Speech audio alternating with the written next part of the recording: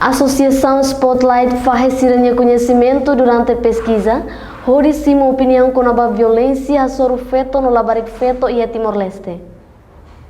Programa faz experiência no conhecimento da Associação Spotlight né, halau e Hotel Novo Turismo Dili terça-feira né, o tema mais hamutuk ita contra a violência sobre o feto no Labarik Feto. Participa e programa né, mais husi parceiro organização internacional no nacional, governo Timor-Leste no sociedade civil. E a ocasião né, coordenadora programas especialista Eva Catherine Robertson Hateten.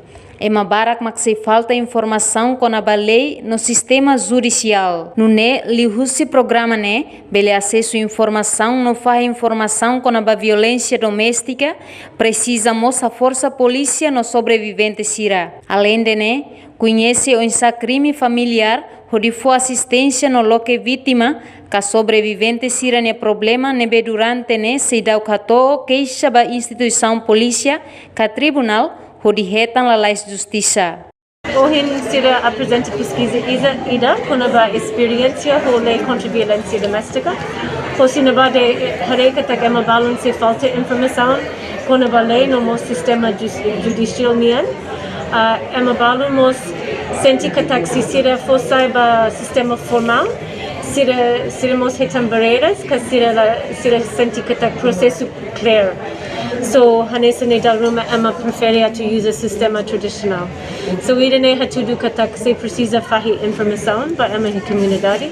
Ita se precisa reforça instituição polícia no mos tribunal ninian para serve sobrevivente diak nemos parte ida hosi spotlight atu ajuda sira atu reforça sira serviço. Entretanto, Maria de Fátima dos Reis Afonso, o ONG oficial pesquisa hateteng.